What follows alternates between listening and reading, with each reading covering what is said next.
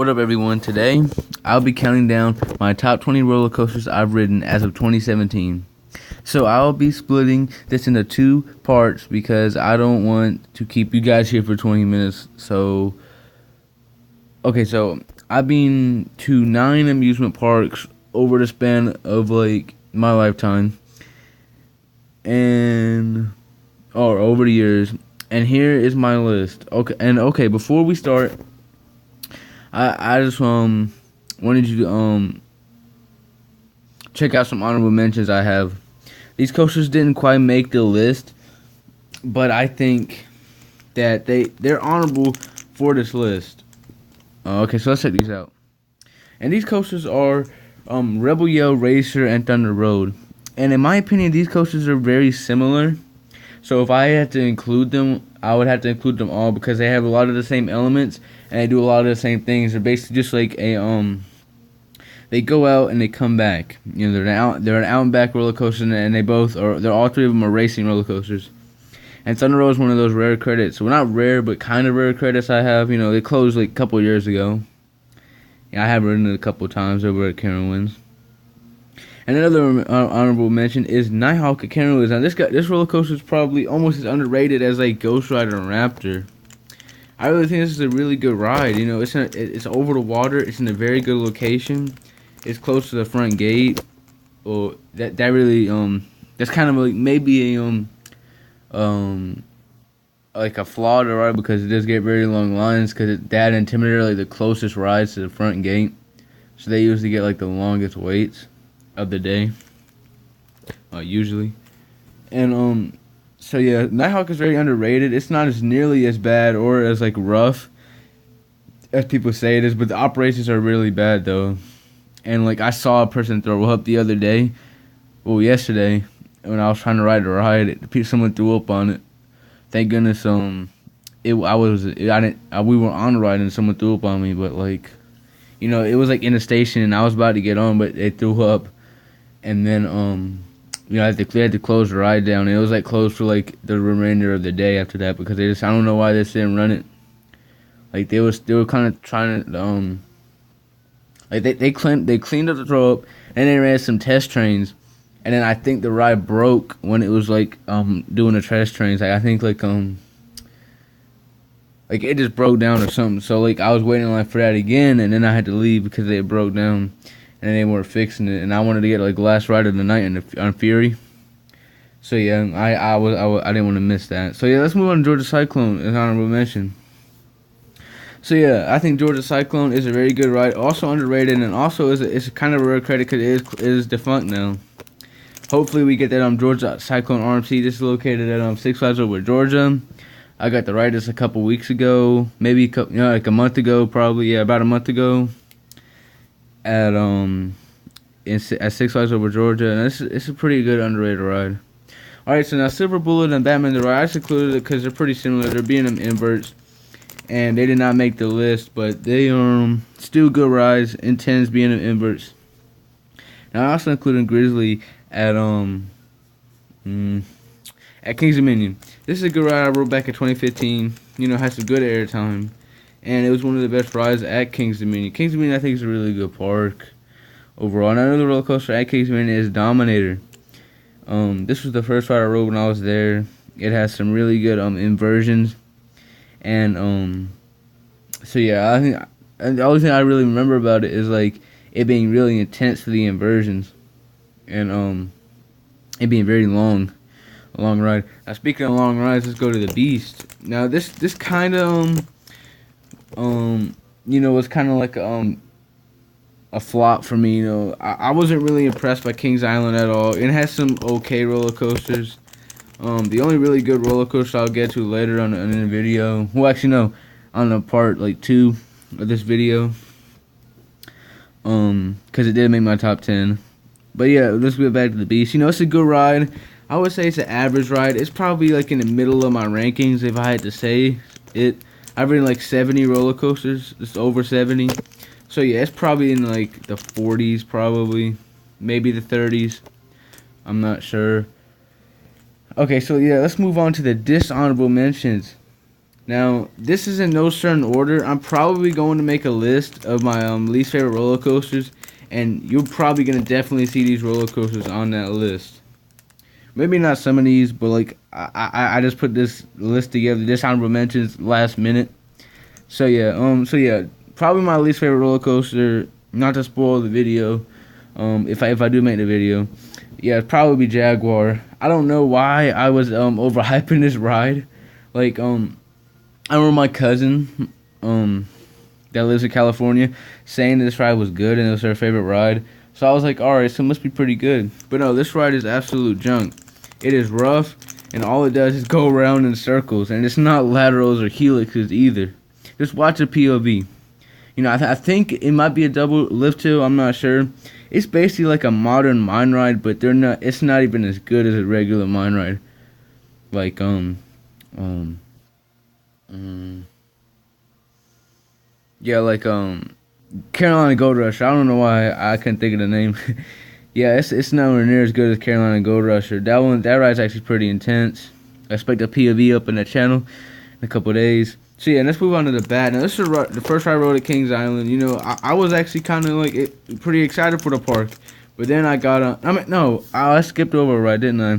Oh yeah, I skipped over Adventure Express. Now this ride. Actually, let me just talk about the bat. 'Cause I was talking about the bat. All right. So yeah, the bat was the first roller coaster I've ridden. Was at the park. You know, I was pretty excited for the park till I rode the bat. Now the bat, I don't even know what it was. It was just complete junk. It really did nothing. It was basically like a suspended version of Jaguar. All it did was go around in circles, do a couple turns, and hit the brakes.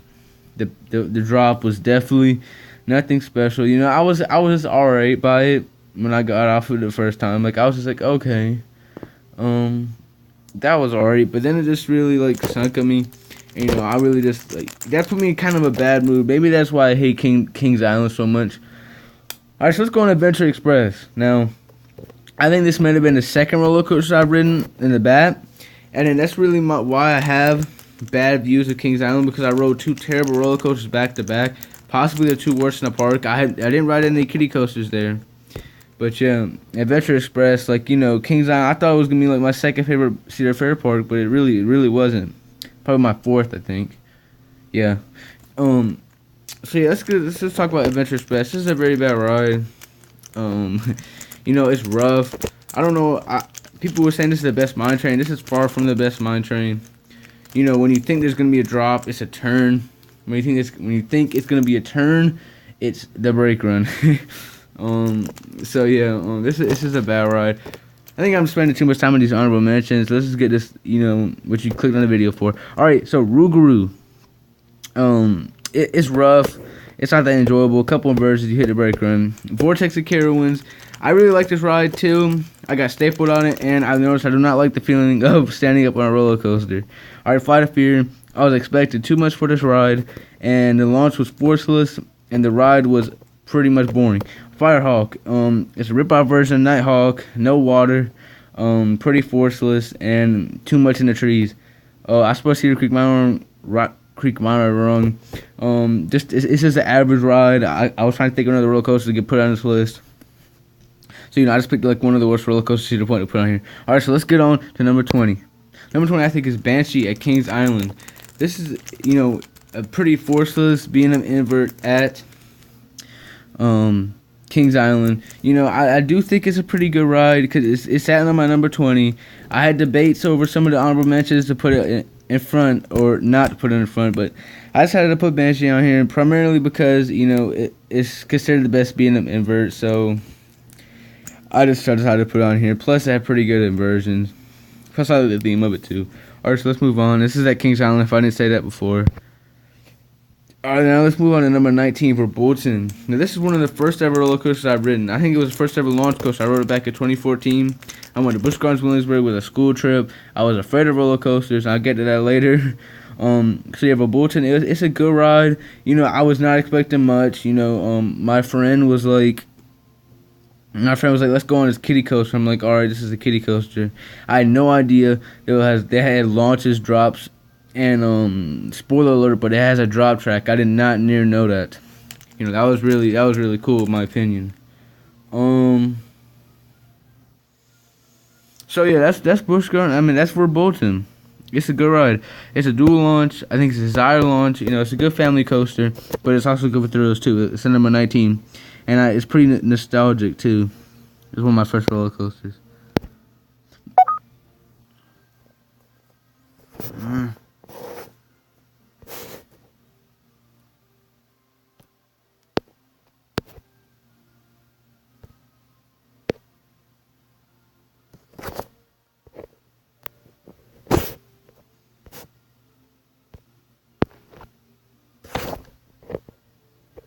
Sorry about that, guys.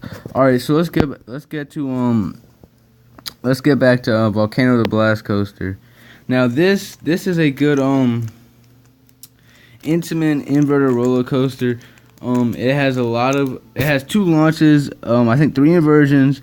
It's a really good ride at Kings Dominion, and you know they call it inverter roller coaster. I do believe it's pretty much an intimate impulse on steroids. It's a really good ride. I really like the element where you go over. No, 4 inversions. It'd be 4 inversions. Yeah. You go over the you go up and out of the volcano. I like when there's a fire effect on it too.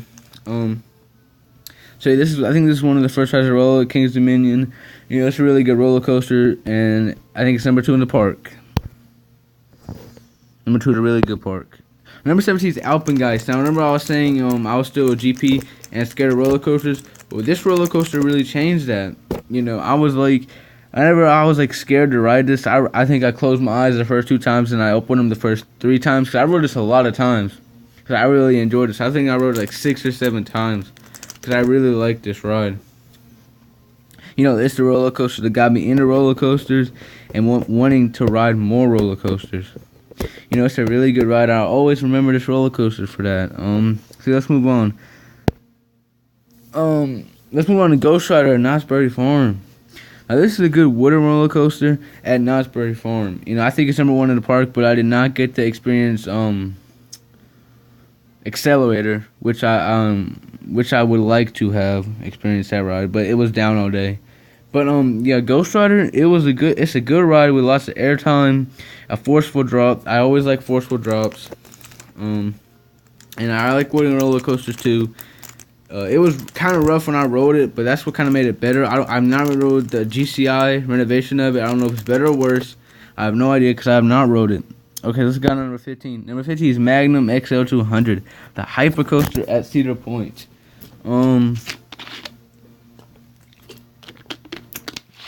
Now this is a good roller coaster. Its first drop's really good. It feels like you're about to hit into the water. Then it like banks to right, I think. Oh no, banks to the left a little bit. It feels like it banks to the left a little bit, and it hits the hump. So yeah, this has a lot of airtime, but I feel like it had more airtime back in its days because the ride has got pretty rough, especially in the back row. I like a marathon it like 2 or 3 times in like the back row, like over and over because the last ride is at night on my first day at Cedar Point. Maybe it was the second day. I'm not sure. But yeah, I just remember this ride being really good. You know, it's 15 roller coaster I ever 15th best roller coaster I've ever ridden. So let's move on to number 14. Number 14 is the one's only Afterburn. I've rode this roller coaster many times. I just had my home park at Carowinds. This park has a lot of variety of the elements. It's very intense, but it is pretty short.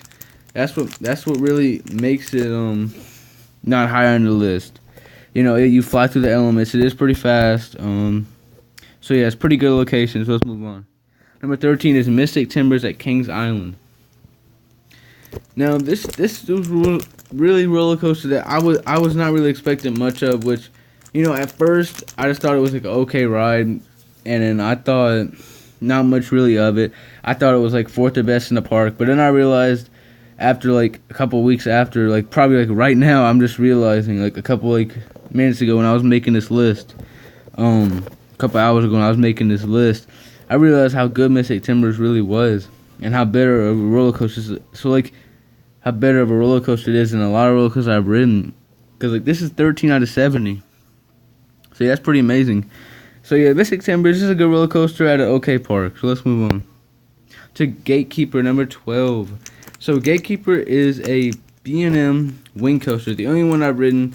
You know, I was kind of hyping this roller coaster up, and I say it pretty much delivered. I wasn't really, like, kind of delivered, but kind of not. Like, I wasn't really expecting it to be, like, as tall as and fast. Like, it felt a lot faster than I thought it would be, and it looked a lot taller at the top of the lift than I thought it would be. But I thought it would be a little bit more forceless, but it wasn't as forceless. So, yeah.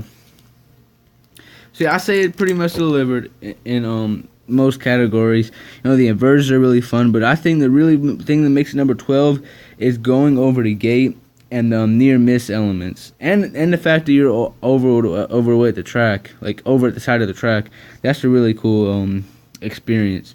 So yeah, I think it's a really good roller coaster at a really good park. All right, now let's move on to Valravn. I'm pretty sure I spelled it right, but this is the dive coaster, the only one I've ridden at the one and only Cedar Point. Now you're gonna see a lot more roller coasters at Cedar Point because it is, you know, I'm pretty sure the best roller coaster park in the world. Pretty much everybody will agree, except those Magic Mountain fanboys and probably those Great Adventure fanboys too. Maybe some Carowinds fanboys. I could see Carowinds being better. But let's get back to Valravn. This is a really good B&M dive coaster. It has an amazing drop, but like another roller coaster, Cedar Point, is coming up later on the next video. It's really a one-trick pony. You know, the drop, you know, it's really good. It's a 200-foot drop. It's a really good drop. And then you hit that Immelman, or no, dive loop. I think it's a dive loop. Yeah, dive loop. So yeah, you hit that dive loop or Immelman, and then you go through like some more versions and a couple airtime humps, and then you hit the brakes. So yeah, it's pretty much a short ride, but it's a good ride. It delivers. All right, guys. So I'm gonna bring the next videos 10 through 1 in a couple days, and then expect some POVs and park walkthroughs coming up in the next couple days. And also, I'm thinking of doing some more segments to my adding more segments to my channels. Leave some thoughts in the comments. But I was thinking of bringing back some things from past videos, like my top my random 20 roller coaster facts, and then like top 10 roller coasters in each like a region. Like I did the top 10 roller coasters in each states, and I could do like in a country too. So yeah, just bring some thoughts about that. And you know, if you like the video, then leave it a like, and then if you like what I bring out, subscribe, and then comment if you have any questions or concerns. All right, I'll talk to you guys next time, guys.